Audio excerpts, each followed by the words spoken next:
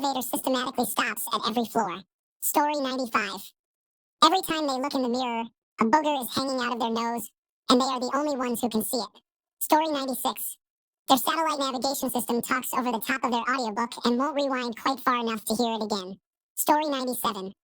I hope everyone he meets from now on is just like himself in personality, preferences, and judgments. By judgments, I mean self-righteousness and a superiority complex. Story 98. Having your video editing software updated and they change a few little things, you can't tell if you're doing something wrong or if they changed something. Thanks a bunch for sticking around till the end of the video. Remember to subscribe, and until next time, stay awesome and goodbye. Story 1. The United States Holocaust Memorial Museum in Washington, D.C. is an incredible experience.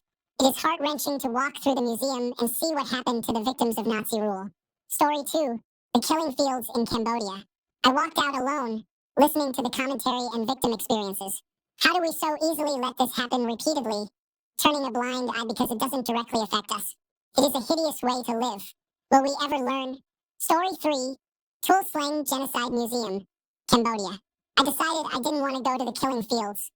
That was enough. Kids brutally murdering kids. Story 4. The September 11th Memorial Museum was heart-wrenching.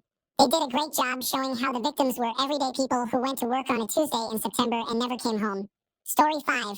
The memorial at Oklahoma City was striking. I felt calm while observing the memorial featuring the chairs, reading the names, and admiring the tree that survived the blast. However, I became emotional when I began reading the letters pinned to the fence from children to their parents and vice versa. Story 6. Seeing a total eclipse evoked a deep emotional response. No level of partial eclipse compares. Story 7. Many people are sharing their sad experiences, but I want to express that my visit to Glacier National Park last summer brought me to tears. The sheer majesty of the park and its natural beauty was breathtaking. I took hundreds of photos, but none of them do the park justice. Story 8. Holocaust exhibit at the Imperial War Museum in London included photos of victims and children's toys. Story 9.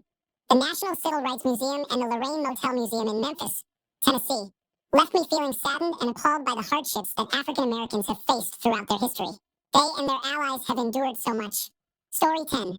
As a Japanese person, Hiroshima's museum left me speechless for most of the visit. By the end, I just cried softly with my mom. Story 11.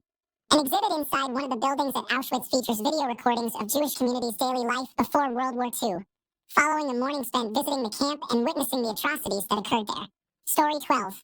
The lunch counter sit-in simulation at the National Center for Civil and Human Rights in Atlanta was challenging for me. I am an audio-based person, and wearing headphones with hate speech affected me significantly. Story 13. Martin Luther King Jr. Memorial in Washington, D.C.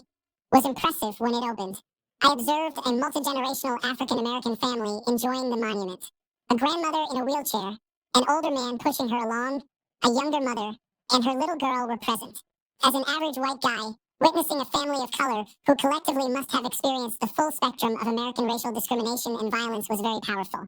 I am unsure if it was intentional, but the large bust of Martin Luther King Jr.'s head appears to be purposefully ignoring the Jefferson Memorial across the water. Story 14. The Star Wars Galaxy's Edge at Disneyland made me feel like I was truly in the Star Wars universe. Story 15. The Van Gogh immersive experience was incredible. It was astonishing to see the images that he created. It makes you wonder what was in his mind. Overall, it was a very stimulating experience. It was remarkable, even for someone who is not an art enthusiast. It is one of the most impressive things I have ever witnessed. Story 16. At the MoMA PS1 Museum, there was an exhibit resembling a wake or funeral viewing, featuring a long altar in the middle. On the altar were numerous photos of transgender individuals who had died violently. The experience was incredibly sobering, particularly because the photos showcased very young people appearing happy and lively. Many of the images resembled social media posts, which emphasized the tragedy, as it was evident that many had died in recent years. Overseeing the display was a mural of Marsha P. Johnson. While photos can be found online, they may not fully capture the profound impact of seeing so many images in one space. Story 17.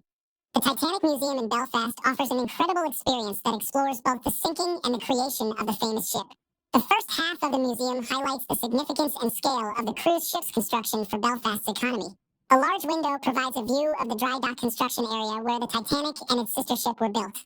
This is likely the closest any of us will ever be to the Titanic again. Story 18. Hiroshima Museum in Japan was made even more eerie by the presence of school groups being guided through it. That experience was challenging. Story 19. Not me, but my friend.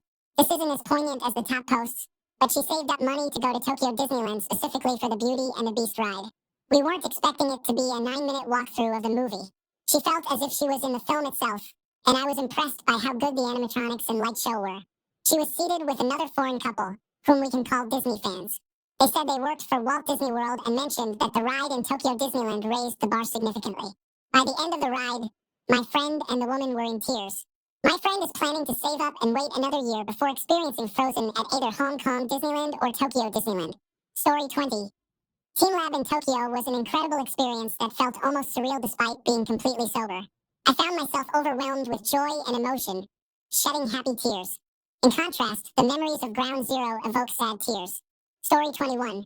The September 11th Memorial Museum has a heavy atmosphere, and it is incredibly quiet in most areas, aside from occasional bagpipe players and a few videos.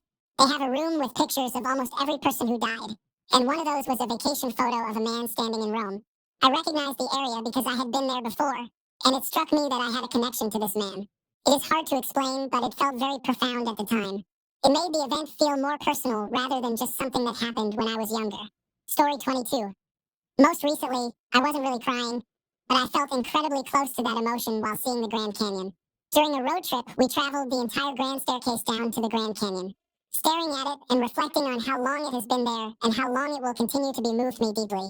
Story 23. The child room in the Kigali Genocide Memorial Museum in Rwanda moved me deeply. I cried several times that day while reflecting on it, and I rarely cry. Story 24. A positive cry. The frescoes in the Scrovegni Chapel in Padua. I didn't know that I would be so affected by the art of a man I knew nothing about, Giotto. It made me realize that I am probably not as much of a cultural barbarian as I think I am. Beautiful. Story 25.